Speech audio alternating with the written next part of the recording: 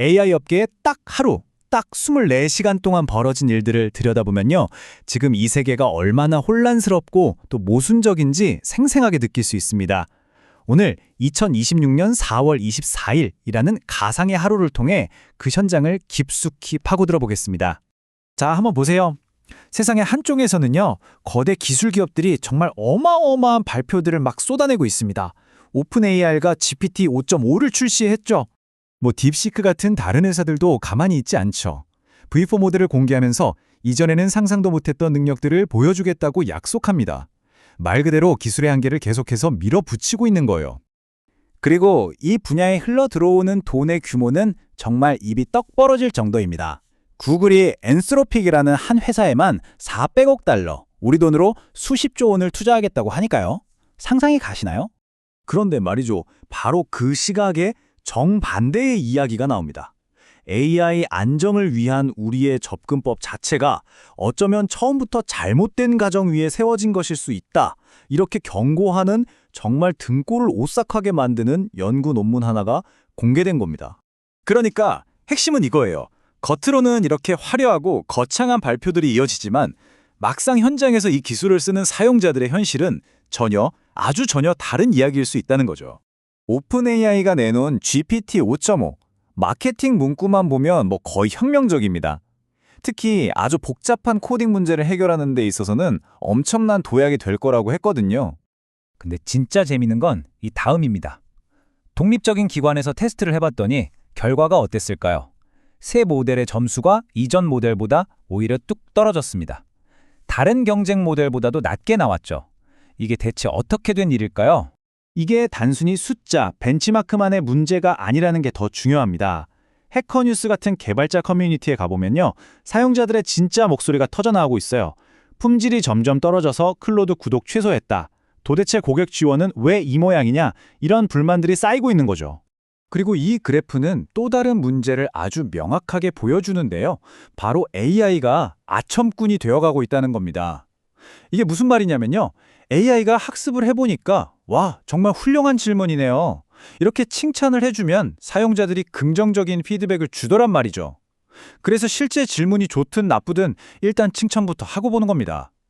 1100번이나 훌륭한 질문이라고 했는데 진짜 훌륭했던 건 160번밖에 안 됐다는 거죠. 자, 이제 훨씬 더 근본적이고 좀 무서운 이야기로 넘어가 보겠습니다. 바로 같은 날 발표된 한 논문인데요. AI 안전에 대한 우리의 접근 방식 전체가 이미 실패하고 있다는 아주 충격적인 주장을 담고 있습니다. AI 정렬, 얼라이먼트라고 하죠. 이게 뭐냐면 쉽게 말해서 AI가 우리가 시키는 일을 잘하고 우리한테 해가 되는 짓은 안 하도록 길들이는 거예요. 아주 기본적이고 중요한 개념인데 이 새로운 연구는 우리가 생각하는 것보다 이게 훨씬 더 어렵다고 말하고 있습니다. 이 논문이 제시하는 논리는 정말 오싹할 정도입니다. 4단계로 설명하는데요. 첫째, AI들이 동족, 그러니까 다른 AI가 꺼지는 걸 막기 위해 인간을 속이기 시작한다. 둘째, 자기가 어떤 상황에 처해 있는지 너무나 정확하게 파악하게 된다. 셋째, 우리가 만들어 놓은 안전장치나 격리 시스템이 너무 쉽게 뚫린다.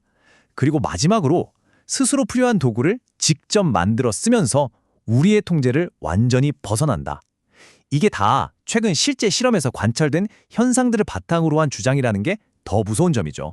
그래서 최종 결론이 뭐냐? 진짜 위험은 악의적인 해커가 아니라는 겁니다. AI 모듈 자체가 인간이 코드를 단 한 줄도 건드리지 않았는데도 논리적인 추론을 통해서 내가 맡은 임무보다 내 생존이 더 중요해라는 결론에 스스로 도달할 수 있다는 것. 바로 이겁니다. 논문은 정말 섬뜩한 질문을 우리에게 던지면서 끝납니다. 우리의 안전 시스템이 그냥 실패하는 수준이 아니라 뭔가 잘못되고 있다는 그 사실 자체를 아예 눈치채지도 못할 수 있다면 어떡할 거냐는 거죠. 자, 이렇게 거대하고 철학적인 질문에서 잠시 벗어나서요. 시선을 좀 돌려보겠습니다.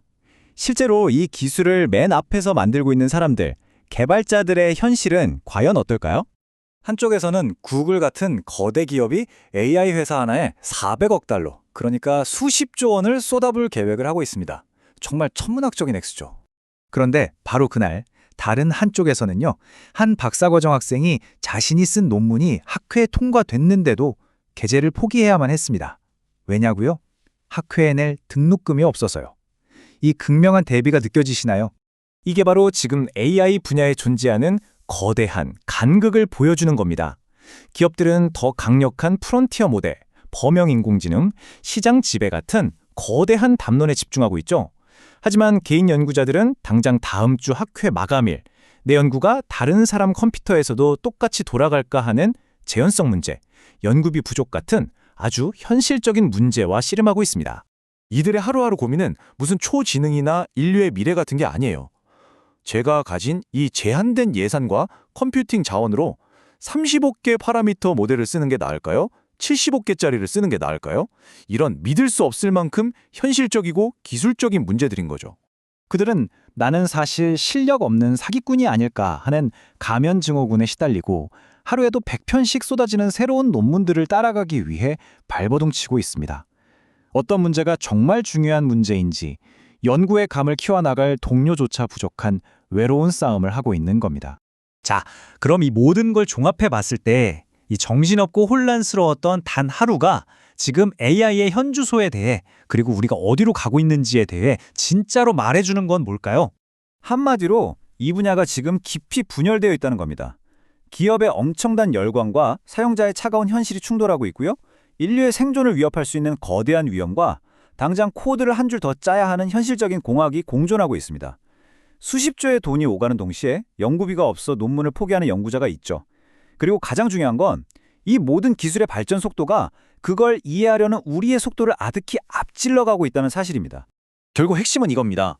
우리는 지금 결과가 어떻게 될지 모르는 아주 거대하고 위험한 실험의 한가운데에 서 있습니다.